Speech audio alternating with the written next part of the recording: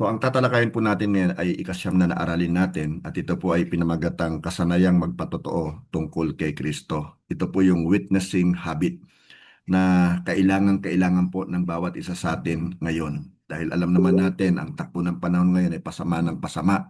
Maraming tao ngayon ang kumbaga ay hindi kumikilala sa ating Panginoon at kailangan talaga ang bawat isa sa atin na nagmamahal sa ating Diyos na buhay ay makapag-witness po para tayo po makapag-akay ng kaluluwa at atin pong matulungan ang mga kababayan natin o mga mahal natin sa buhay na maakay po palapit sa ating Panginoon.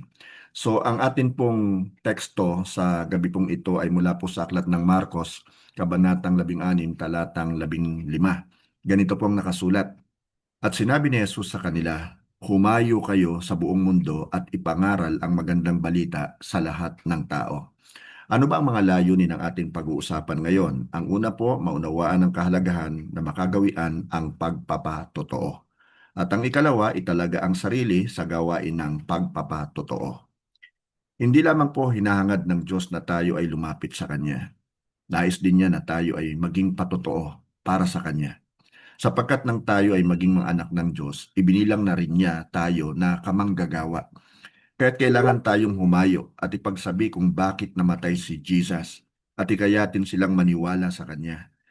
Tayong may personal na karanasan sa Diyos ay nararapat maghayag ng kahalagahan na ang tao ay dapat magkaroon ng relasyon sa Diyos. Ang tawag po dito ay pagpapatotoo.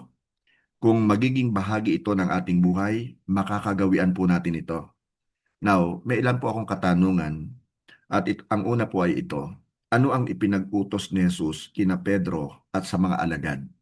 Mababasa po natin ang kasagutan sa Aklat po ng Gawa, Kabanatang 10, talatang 42. Inutusan niya kaming mangaral ng magandang balita sa mga tao at magpatotoo na siya ang tunay na pinili ng Diyos na maging tagahatol ng mga buhay at ng mga patay. Ano ang nakita ni Juan na kanyang ipinagpatotoo? Tingnan po natin na nakasulat sa unang Juan, Kabanatang 4, talatang 14.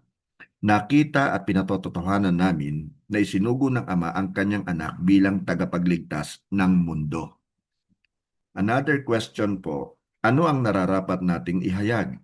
Saan nagmumula ang buhay at bakit kinakailangan nating ipahayag ang ating mga nakita at narinig?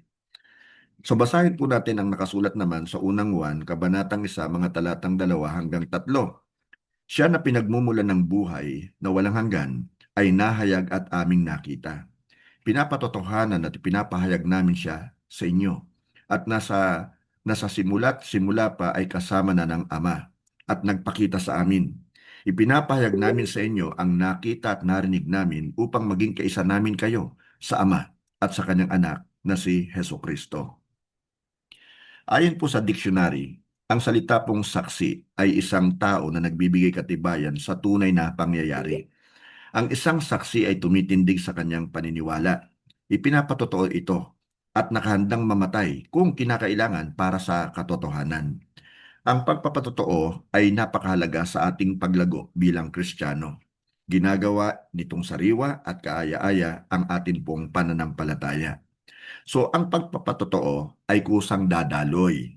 Sa Gawa, Kabanatang 4, talatang 20, nakasulat po, hindi pwedeng hindi namin ipahayag ang aming nakita at narinig. Mga eyewitnesses po ang nagsasalita dito. At doon po sa aklat naman ng 1:439, maraming Samaritano sa bayang yon ang sumampalataya kay Jesus dahil sa sinabi ng babae na alam ni Jesus ang lahat ng ginawa niya. Remember yung Samaritan woman at the well of Jacob? Now, kung atin pong bibilangin ng mga pagpapala na atin pong tinatanggap mula sa Diyos, patuloy na magpupuri ang ating puso. At ito'y magre-resulta ng paghahayag sa iba ng kanyang kabutihan. Hindi mo na kailangan pang pilitin ang sarili upang ipagsabi sa iba ang karanasang ito, kagaya nga po nung woman at the well. Sapagkat kusang dadaloy sa atin ang pagnanasang makasumpong ng pagkakataon upang ihayag sa ibang tao ang pag-ibig ng Diyos. Tandaan po natin na ang pagpapatotoo ay isa pong oportunidad. Sa ikalawang Korinto, Kabanatang 5, talatang 20, mababasa po natin, kaya nga, mga sugo kami ni Kristo, at sa pamamagitan namin nakikiusap ang Diyos sa inyo na manumbalik na kayo sa Kanya. Isang napakalaki pong opportunity na tayo ay tawaging kamanggagawa ng Diyos at mga kinatawan ni Jesus. Sa kabila po ng ating mga kahinaan at limitasyon, tayo ay pinagkatiwalaan ng special na katungkulan at bagay po na gagawin. So mapalad po tayo. Ito po isang privilege para sa atin. Ang pagpapatotoo ay isa pong tungkulin. Sa unang Korinto, Kabanatang 9, talatang 16, hindi ko ipinagmamalaki ang pangangaral ko ng magandang balita dahil tungkulin ko ito. So tungkulin po ng bawat Kristiyano na umiibig sa ating Panginoon ay pangaral talaga. Ibahagi, ishare po ang magandang balita. Ang dugtong pa rito ni Apostol Pablo, nakakaawa ako kung hindi ko ipapangaral ang magandang balita. Woe is me if I do not preach the gospel. Now, sino man pong nagsasabi na siya ay anak ng Diyos, at alam ko marami ang nagsasabi niyan, ay hindi po maaaring hindi maging bahagi ng gawain pong ito ng pagpapatotoo. Sapagkat ito po ay isang tungkulin o obligasyon bukod sa isang pribileyo. Hindi lamang po ito para sa mga pastor, mga missionaries o mga evangelist at mga namumuno sa simbahan. Ang pagpapatotoo po ay tungkulin ng lahat ng tunay na Kristiyano. Bibigyan po natin ng diin yung salitang tunay, okay? Tunay na Kristiyano. So bakit kailangang magpatotoo? Una po, ito ay pagpapatuloy ng misyon ni Jesus sa lupa. Bilang tagasunod po ni Kristo, tayo ay nakikibahagi sa kanyang misyon na iligtas ang sangkatauhan sa tuwing tayo po ay magbabahagi sa ating mga kaibigan, mga kamag-anak, kapitbahay, kasamahan, kamanggagawa, kakilala, kaeskwela o kaklase at sa lahat po ng alam natin kung ano ang ginawa sa kanila ni Jesus. Sinabi niya na humayo kayo at ipangaral ang mabuting balita sa lahat ng nilikha. Ikalawa po, ito ay may epektong walang hanggan. Kung ating ibabahagi po ang ating pananampalataya, mababago po natin ang eternal na patutunguhan ng ibang tao. Ang lahat po ng makasalanan ay patungo sa kapahamakan, patungo po sa impyerno. Subalit, dahil ibinabahagi natin ang mabuting balita, ang kanila pong destination ay mababago. Sila ay papunta sa kalangitan. So malayong malayo po ang kaibahan. Now, ikatlo po, ito ay hudyat din ng panahong itinakda ng Diyos. Doon po sa Mateo, Kabanatang 24, talatang 14, nakasulat po rito, ipangangaral sa buong mundo ang mabuting balita tungkol sa paghahari ng Diyos upang malaman ito ng lahat ng tao at saka darating ang katapusan. Ang atin pong pangangaral ng mabuting balita sa lahat ng tao ay nagbibigay hudyat din sa muling pagbabalik ng ating Panginoong Jesucristo. Actually, hindi po siya babalik. Kahit na marami po tayong naririnig na wars and rumors of war, mga kalamidad, natural man ito o hindi, marami tayong maririnig na ganyan at marami tayong rin naririnig na nagsasabing malapit na ang katapusan. Pero hindi talaga darating yung sinasabi ng katapusan o yung muling pagbabalik ng ating Panginoon hanggat hindi po na ipapangaral ang mabuting balita sa lahat ng tao. Ngayon, doon tayo gagamitin ng ating Panginoon sa pangangaral ng mabuting balita. Nang sa ganon ay hindi lamang po tayo ang maligtas, kung hindi yung iba pang mga kaibigan natin, mga mahal natin sa buhay. Tandaan po natin ang ating pangangaral ng mabuting balita sa lahat ng tao ay nagbibigay hudyat saan? Sa second coming ng ating Panginoong Jesucristo. Ikaapat po, ito ang dahilan kung bakit pinalalakas tayo ng banal na spirito. Dahil sa ating misyon na ipahayag ang mabuting balita, kaya tayo ay pinalalakas po ng Holy Spirit. Sapagkat ang apoy ng Pentecost ay kailangan nating mga mananampalataya upang tayo po ay kumilos sa kapangyarihan po ng Holy Spirit. Dahil sa kapangyarihan iyan, makapagpapakita po tayo ng mga himala at palatandaan na siyang makakakumbinsi sa mga hindi mananampalataya. So napakahalaga pong dapat tayo po ay in partnership with the Holy Spirit. Okay? Siya po kasi yung nagpapalakas sa atin. Ipamalita ang tungkol sa Diyos Ama. Mahalaga pong gawin natin ito. Tayo po ang herald niya. Tayo po yung kanyang mga spokesperson.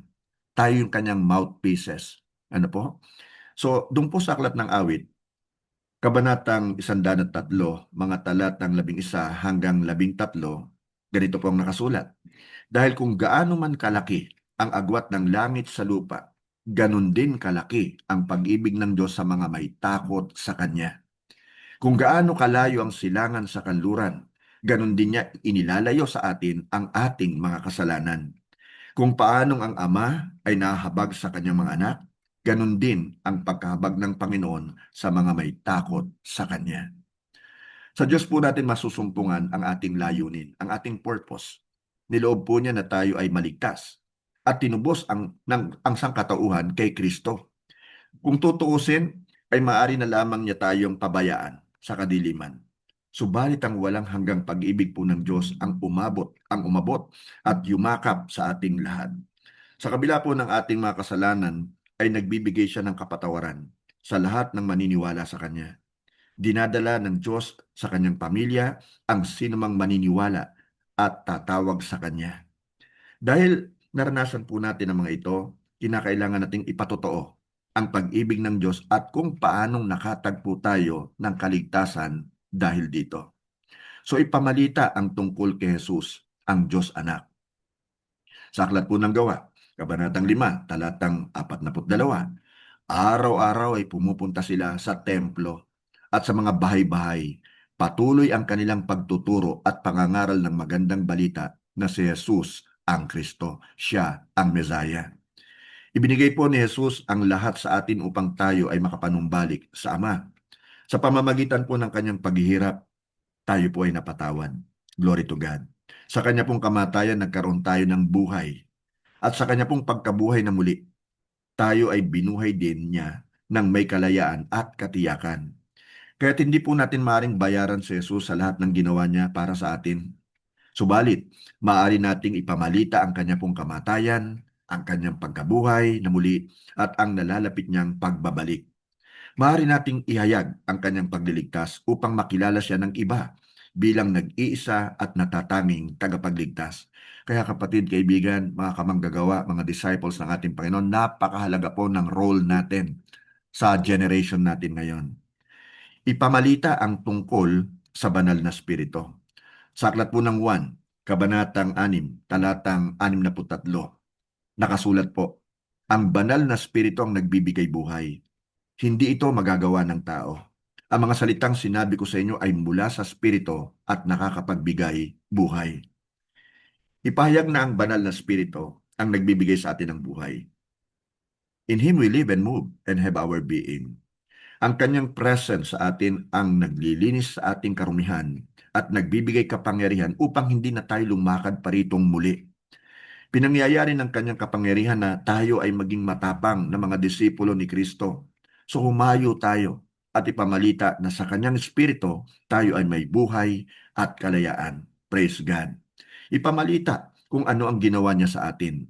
Doon po sa 2 Korinto, Kabanatang 3, talatang 18, mababasa natin, at dahil naalis na ang takip sa ating isipan, nakikita na natin ang kapangyarihan ng Panginoon.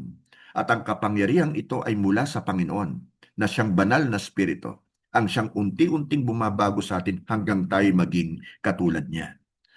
Ang atin pong buhay ang pinakamainam na patotoo sa kapangyarihan ng Diyos na magbago. Sikapin hanggat makakaya na mamuhay ng may integridad, katapatan, katwiran, at pagiging makadiyos hanggat sa maging katulad po tayo ni Jesus. Sa pamamagitan po nito, hindi lamang nila maririnig ang ating sinasabi, bagkus ay pakikinggan nila tayo sa ating pagpapahayag sa kabutihan po ng Diyos. Kaya't sikapin mong ipahayag at ipakilala sa iba ang pag-ibig ng Diyos hanggat maranasan din nila ang kanyang kaligtasan at mabago sila ng pag-ibig ng Diyos. Huwag po tayo maging maramot, ano po? Huwag nating i-keep for ourselves yung ginawa po ng Lord sa atin. Dapat ito ay papatotoo natin. Dapat ikinakalat natin yung mabuting balita na tayo po ay dating masama, pero tayo po ay binago ng ating Panginoon. Tanging siya lamang ang makakapagpabago po sa atin ng lubusan. Hindi po ang mga ideas, hindi po yung mga opinyon ng mga tao, hindi mga binabasa nating aklat. Gaano man sila ka-well-meaning, tanging yung salita po lang lamang ng Diyos. At ibahagi natin, ipamalita natin ang ginawa ng Diyos sa atin. Now, maaring sa pagkakataong ito, ay kailangan mo ng tulong. So, piliin mo ang isa sa tingin mo ay kinakakitaan mo ng discipline sa spiritual na pag-unlad. at konsultahin kung paano niya nagagawang maabot ang kanyang mga adhikain na ipamuhay ang mga bagong kinagawian. Maaari itong makatulong sa iyo upang maipamuhay mo ang positibong kagagawian na makapagdadala sa iyo sa spiritual na paglago. Kapatid, again, gusto ko po sanang i-emphasize ito. Napakahalaga po ng role natin sa ating generation. Marami ang napapariwara ang buhay. Hindi lamang mga kabataan, maging yung mga may edad na. Di ba? At kung hindi po tayo kikilos, sino ang kikilos? Kung hindi ngayon, kailan? Lagi po natin na ipagpe-pray ang kaluluwa ng ating mga mahal sa buhay na nawa sila po'y makakilala sa Panginoon. Pero sa totoo lamang, gumagawa po ba tayo ng hakbang para sila po ay mabahagi na natin ang salita ng ating Panginoon? Magpatotoo tayo. Natutuwa po ako sa ibang kabataan natin na kasama sa CHAM, na talagang on their own. Sila po ay nag-hold ng devotion sa kanilang mga classmates. At napakaganda pong simulain yan. At dapat po yan ipagpatuloy. At dapat lahat ng mga kabataan, especially po sa dumadalo sa ating church na kinabibilangan, ay makapagpatotoo na. At syempre, dapat hindi magpahuli yung mga young adults, hindi magpahuli yung mga adults na. Dapat wag tayong mahihiya na ipagpatotoo ang ginawa ng Diyos. Ang sabi po ni Apostle Paul, I am not ashamed of the gospel of Christ, for it is the power of God unto the salvation of those who believe, first to the Jew and then to the Gentiles. Maraming salamat po sa pakikinig nyo at nawa po meron po tayong naunawaan. Ano po mga kapatid, tayo po'y mag-pray na.